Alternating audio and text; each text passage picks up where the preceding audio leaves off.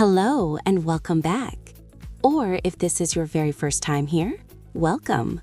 Come in, sit down, take a breath, because today's episode is one I think a lot of you have been waiting for. And I say that because every week in our comments, someone writes something like, I have a job interview next week and I'm terrified. Or, I froze completely in my last interview and I don't know why. Or simply, please help. Please help. And we hear that, we really do. Because a job interview is one of the highest stakes conversations in a person's life. You're in a room or on a screen with someone who has the power to change your financial future, and you have to perform in English, under pressure, while appearing calm. While appearing calm. That's the part that gets people. Because you can prepare everything, your answers, your vocabulary, your outfit, and then the moment comes and your heart rate doubles, and the words that were so clear in your bedroom mirror are suddenly nowhere. Nowhere. Gone. Just anxiety where sentences used to be. I've been there. Most people have. And today we are going to talk about that. The nervousness, the preparation, the language, the strategies. Not just what to say, but how to actually feel more confident. Because the two things are connected. They really are. Confidence isn't just a feeling. It's also a skill. And skills can be learned.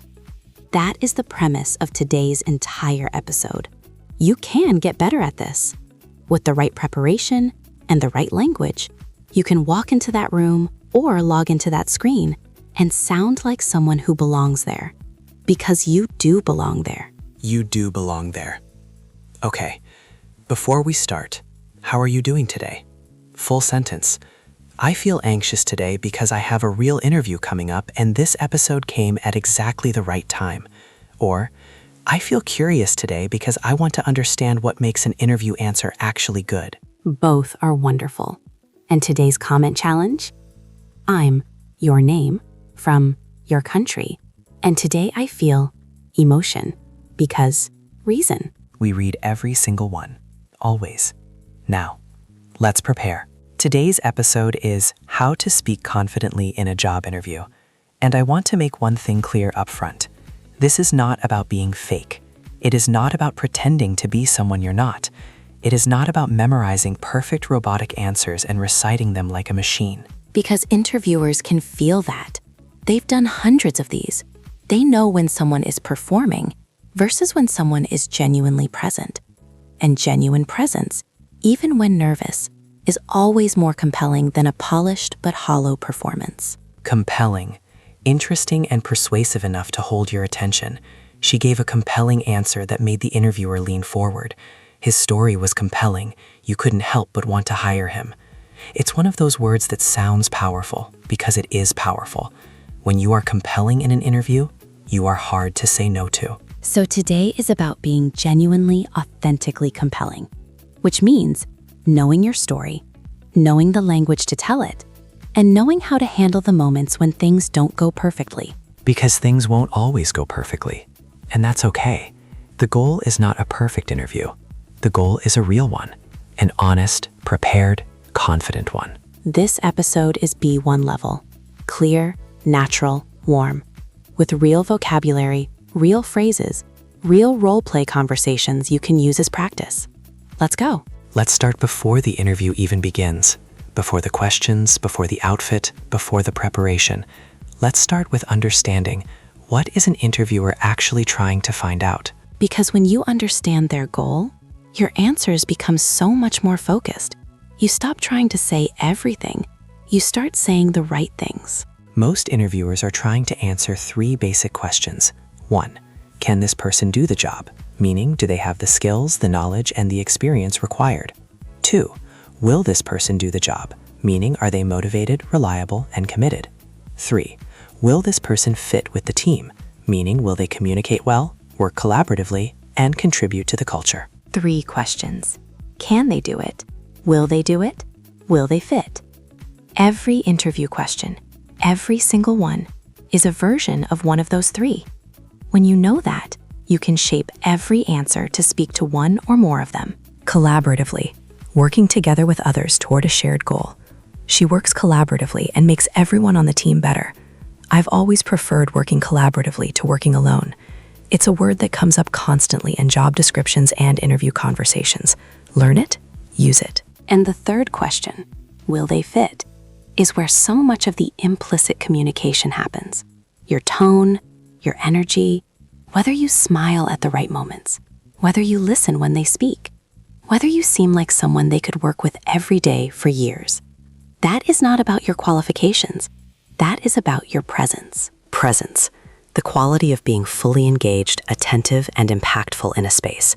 She has real presence. When she walks into a room, people notice. His presence during the interview was calm and assured. Presence is partly innate, but it is also partly practice. The more interviews you do, the more comfortable your presence becomes. Okay, preparation. This is where confidence is built. Not on the day of, before. The biggest mistake people make is over-preparing on answers and under-preparing on research. They memorize their "tell me about yourself" speech, but they haven't really researched the company. And when an interviewer asks, "What do you know about us?" they have very little to say. Research the company. This is non-negotiable. Go to their website. Read their about page. Read their mission statement, the sentence or paragraph that describes what the company exists to do. Look at their recent news. I noticed you recently launched a new product line. That's actually part of what excited me about this role. That one sentence shows you've done your homework, and it impresses. Mission statement. A short, clear statement of what an organization's purpose is, what it exists to do. The company's mission statement is to make quality education accessible to everyone. When you reference a company's mission in an interview, you show you understand what they care about, and you connect your own values to theirs. Also, know the job description inside out. The job description is a list of what the role requires: responsibilities, required skills, preferred experience. Go through it line by line. For each requirement, think of a specific moment from your work history that shows you have that thing. Not a general claim, a specific moment. This is the difference between "I'm good with data" and "In my previous role, I built a reporting dashboard that saved the team about 4 hours of manual work per week." One is a claim, one is evidence. Claims are forgettable. Evidence is memorable. Evidence. Proof. Something concrete that supports a claim.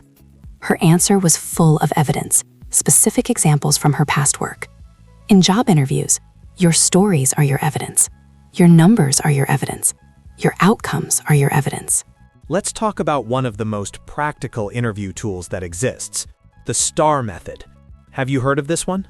I have, and I think it genuinely changed how I approach behavioral questions. STAR stands for Situation, Task, Action, Result. It is a framework for structuring your answers to experience-based questions. Framework, a structure that guides how you organize or approach something. The STAR method is a framework for interview answers. She used a clear framework to structure her presentation.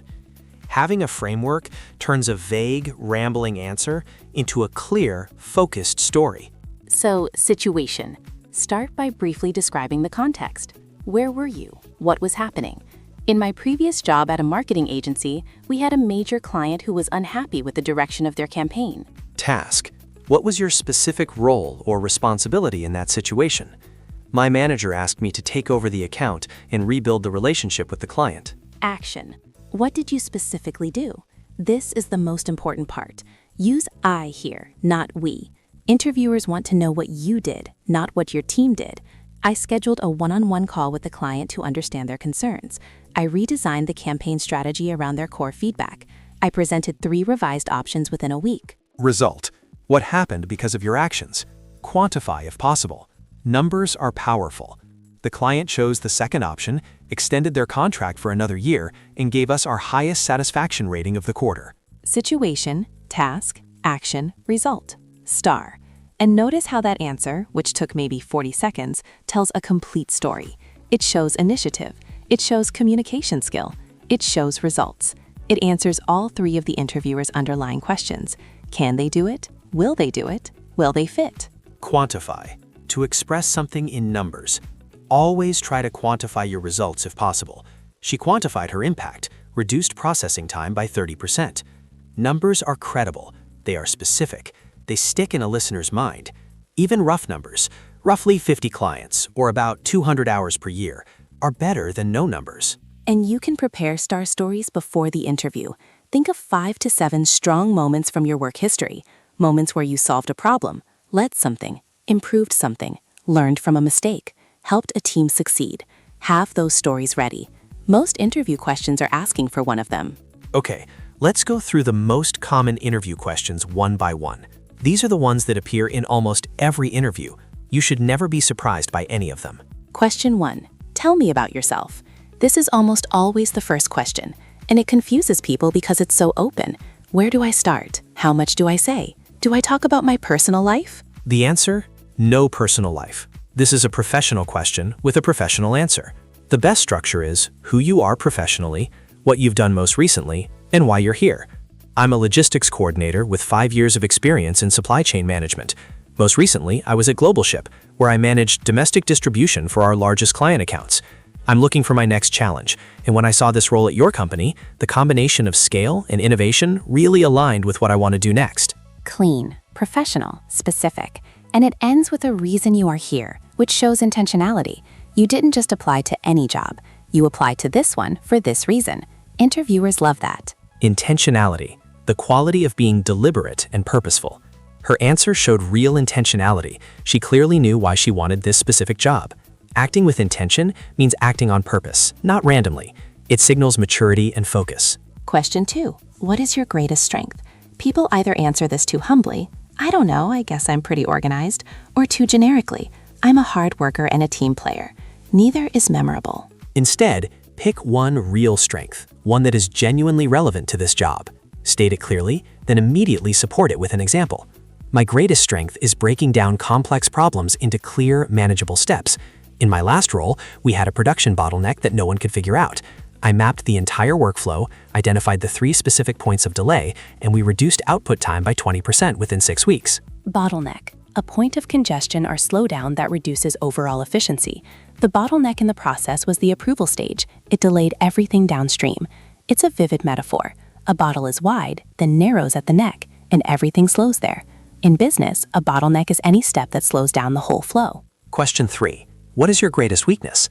This is the one people dread most, and they often answer it in one of 2 wrong ways. Either they give a fake weakness, I work too hard, I care too much, which is so overused that interviewers hear it as either dishonest or unimaginative, or they confess a real weakness that is genuinely alarming for the job. The right approach is, be honest about a real development area, something you are genuinely working on, but frame it with growth. I found that I can struggle with delegating. I tend to want to do things myself to make sure they're done the way I envision, but I've been very intentional about working on this. In my last year, I specifically practiced handing off key tasks and following up with coaching instead of control. It's made me a much better manager, and my team has grown a lot. Real weakness, awareness of it, active improvement, result of that improvement. That's the structure. It shows self-awareness, the ability to understand your own behavior and patterns. It shows growth mindset, the belief that abilities can be developed. Both are highly valued in American workplace culture. Self-awareness, the ability to clearly see and understand your own character, feelings, and behavior. The best leaders I've worked with had exceptional self-awareness. His answer showed real self-awareness. He knew exactly where he needed to grow. Question 4. Why do you want to work here? This is your research moment. This is where you connect what you know about the company to what you genuinely want. I've been following your company for about a year, particularly your work in accessible healthcare technology. I have a background in both software and healthcare administration, and I've been looking for a place where I could bring both together in meaningful work. Your recent expansion into community health clinics is exactly the kind of impact-driven work I want to be part of. Notice, it's specific. It shows you know what they do. It connects your background to their work. And it uses language like impact-driven and meaningful work, which are values-based words that resonate in many modern American companies. Impact-driven, motivated by making a real difference. She's impact-driven. She always asks, what is the actual result of this work? Values-based words like this signal cultural alignment, that you share the company's priorities, not just that you can do the job, but that you care about the same things. Question 5. Tell me about a time you faced a challenge. Classic behavioral question. This is a star answer waiting to happen. Pick a real challenge, preferably a professional one, not a personal one. Show what you did, show what you learned. That experience taught me that is a beautiful ending because it demonstrates that you grow from difficulty. Behavioral question, an interview question that asks you to describe a past experience to predict future behavior. Tell me about a time. Give me an example of when.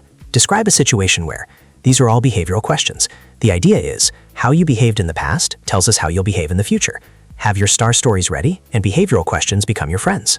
We've talked a lot about what to say. Now let's talk about how to say it. Because in a job interview, tone, pace, word choice, and body language are doing enormous amounts of work alongside the actual content of your words.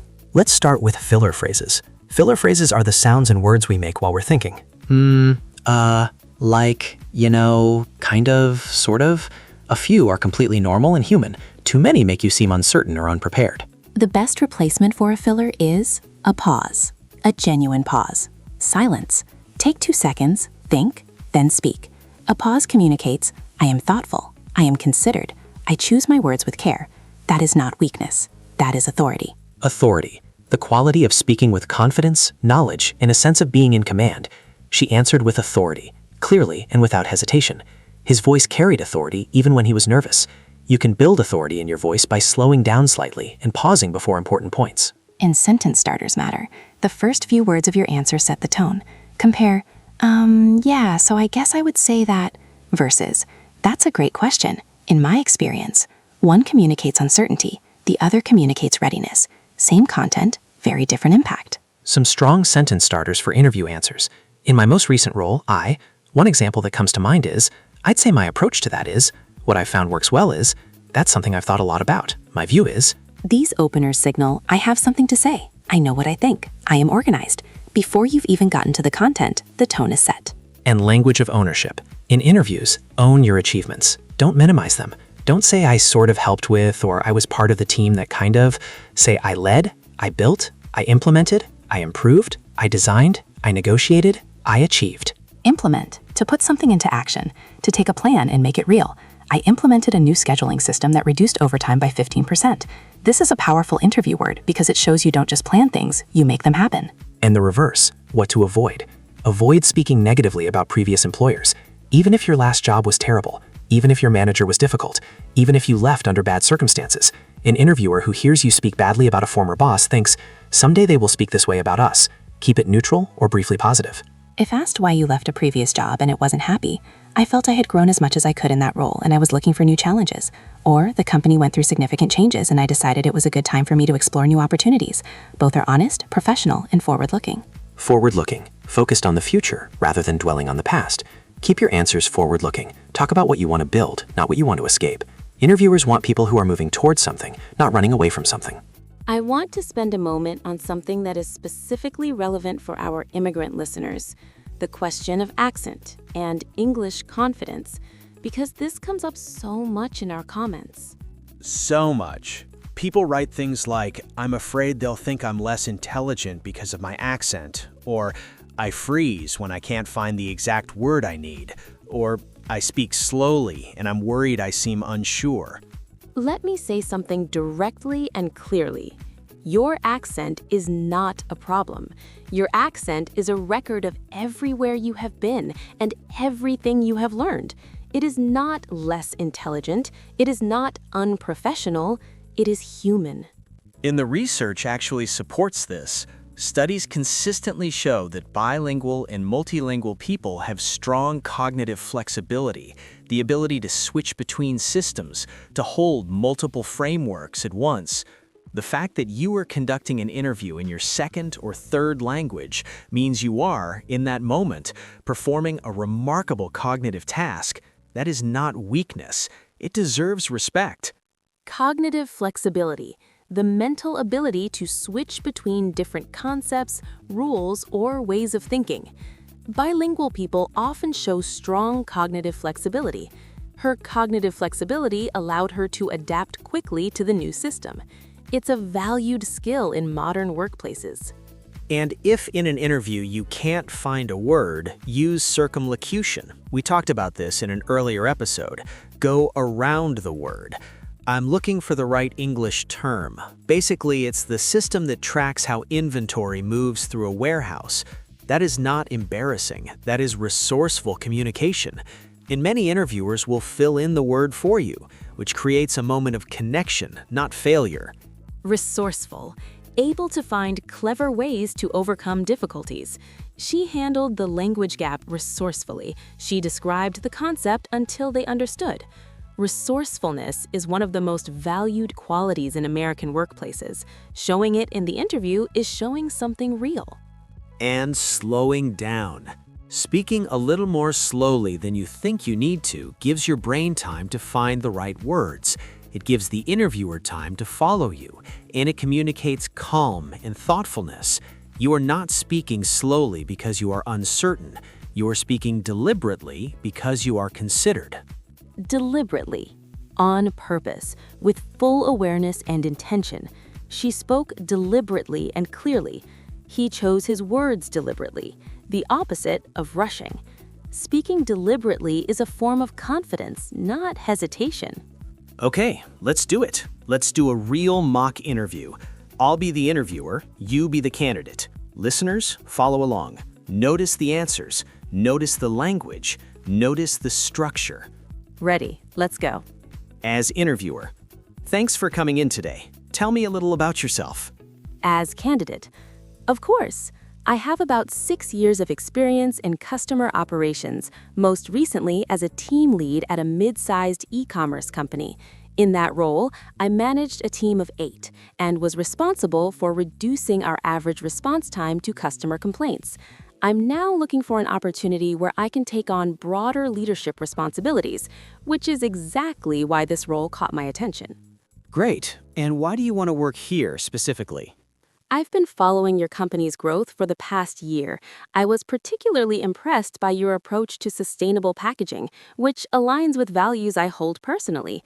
I also spoke with a former employee who described the culture here as genuinely collaborative and high trust. And that's the kind of environment where I do my best work. Can you tell me about a time you dealt with a difficult situation at work? Absolutely. In my second year as team lead, we had a key team member resign suddenly right before our highest volume period of the year. The team was stressed and short-staffed. I reorganized our shifts to distribute the workload fairly, brought in 2 temporary workers and trained them in 3 days, and held daily stand-up meetings to keep morale and communication strong. We actually hit our performance targets that quarter, and the team told me it was one of the moments they felt most supported. Stop there. Listeners, did you catch all of that? Let's break it down. Tell me about yourself, professional, specific, ended with why this role. Why do you want to work here specifically? Showed real research, connected personal values to company values, used a specific detail about culture. Difficult situation, pure star. Situation, key person left at a critical time.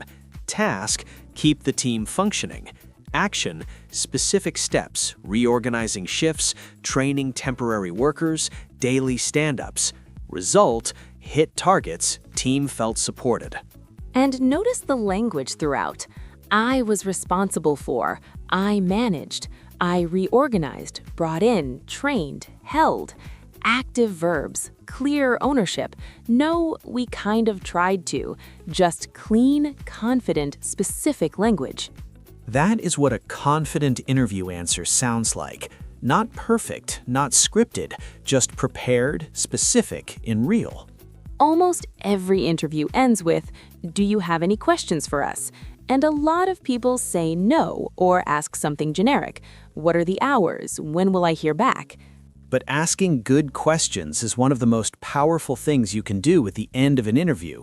It shows genuine interest, it shows intellectual engagement, and it gives you real information about whether this job is actually right for you. Some excellent questions to ask. What does success look like in this role in the first 90 days? What are the biggest challenges someone in this position typically faces? How would you describe the team culture, especially how the team communicates and gives feedback? What do you personally enjoy most about working here? What are the opportunities for growth or development in this role? Notice, these questions do 2 things at once. They show the interviewer you are thinking seriously about the role, and they give you real, honest information. The interviewer's answer to "What do you enjoy most about working here?" is incredibly revealing. If they pause for a long time and struggle to answer, that tells you something. Real information to make a real decision, because an interview is not one-directional. Yes, they are evaluating you, but you are also evaluating them. You have a choice too. Never forget that. One-directional, going only one way. Communication in that company was one-directional, only top-down, never bottom-up. In an interview, the evaluation goes both ways. You are both making a decision. That reframe alone can reduce anxiety significantly. Don't forget the follow-up. Within 24 hours of your interview, send a brief thank you email to the person who interviewed you. This is standard American professional practice, and it genuinely makes a difference. What to include? A genuine thank you for their time. One specific thing from the conversation that stood out or reinforced your interest. A brief restatement of your enthusiasm for the role. That's it. It doesn't need to be long. 3 to 5 sentences is perfect. Dear Name, thank you so much for taking the time to meet with me today. I especially enjoyed learning about your team's approach to specific topic you discussed. It only strengthened my excitement about the possibility of contributing here. I remain very interested in the role and look forward to hearing from you. That email takes 5 minutes to write. It keeps you top of mind, it shows professionalism, and in a competitive hiring process, it can genuinely be the thing that tips the decision toward you. Top of mind, at the front of someone's thinking, being remembered above others. Sending the thank you note kept her top of mind when the hiring team made their decision. A simple phrase with a big effect. Okay, word tour time. We covered a lot today. Let's slow right down and walk through the key vocabulary, gently, one at a time. Breathe, no rush. Let it settle. Word 1, compelling. Interesting and persuasive enough to hold attention, hard to say no to. Example, her interview story was so compelling. The hiring manager said it was the best answer they'd heard all week. Word 2, collaboratively. Working together with others toward a shared goal. Example, I thrive when I work collaboratively. I find that diverse perspectives always improve the outcome. Word 3, presence.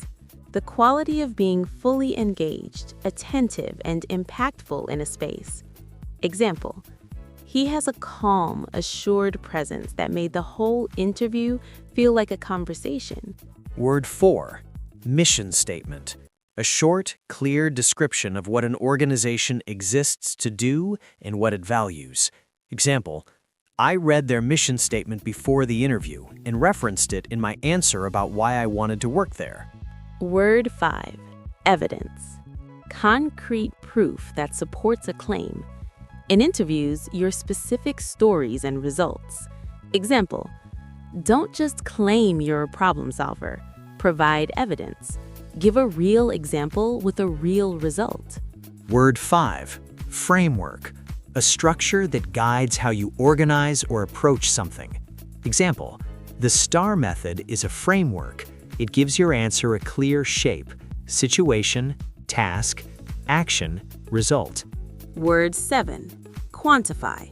To express something in numbers. To make results concrete and measurable. Example, I tried to quantify every achievement. Reduced costs by 15% is much stronger than helped save money. Word 8, intentionality. The quality of being deliberate and purposeful in your choices and actions. Example, show intentionality in your answer. Explain why you applied to this specific company, not just any company. Word 9, self-awareness. The ability to clearly understand your own character, behavior, and patterns. Example, her answer about her weakness showed real self-awareness. She named it honestly and described how she was growing. Word 10, implement. To put a plan or idea into action. To make something actually happen. Example, I didn't just design the new process, I implemented it across 3 teams within 6 weeks. Word 11, cognitive flexibility. the mental ability to switch between different ideas, systems, or ways of thinking. Example, speaking 2 languages builds cognitive flexibility. That's a real asset in any complex workplace. Word 12. Deliberately. On purpose, with full awareness and intention. The opposite of rushing. Example, she spoke deliberately and clearly. Every word felt chosen, not accidental. Word 13. Top of mind. Being at the front of someone's thinking. Being remembered above others. Example, the thank you email kept me top of mind when they were making their final decision. 13 words again. This topic deserved a full toolkit. Pick one that feels most useful to you right now. Make one sentence, say it out loud, and then, if you have an interview coming, practice saying it in your answer. And I want to say one more thing before the closing.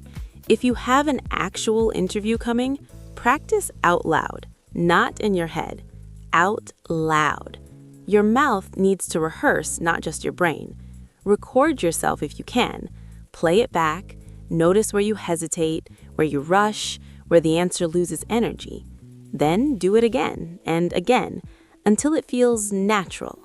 Out loud. That's the key.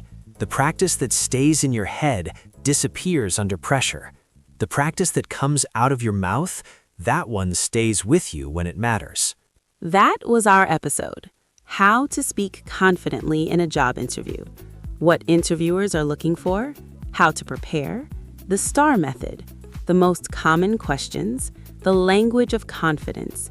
Your accent is not the problem. The mock interview, questions to ask, the follow-up email. That is a complete interview toolkit. And I want to say something I believe with my whole heart. Every person listening to this, every person who showed up today to learn, to prepare, to try, deserves a chance, deserves to be heard, deserves to walk into a room and be seen for what they actually have to offer. And sometimes the only thing standing between you and that moment is language confidence, not intelligence, not capability, not work ethic, just the words. And today, you have more of them. You have more of them. Go use them. You belong in that room. You always did. You are part of this cozy club. No perfect English required to be a member. Just the willingness to keep going, keep preparing, keep trying. One small step at a time. Maybe today's step is writing down 5 STAR stories from your work history. Maybe it's researching a company you want to apply to. Maybe it's recording yourself answering, "Tell me about yourself," and listening back. Any one of those steps brings you closer. Any one. Leave us your comments. I'm blank from blank, and today I feel blank because blank. Like this episode, subscribe, and share it with someone who has a job interview coming and needs to hear, "You've got this." You've got this. And you are always, always welcome here. Go ace that interview. We are cheering for you, every single one of you.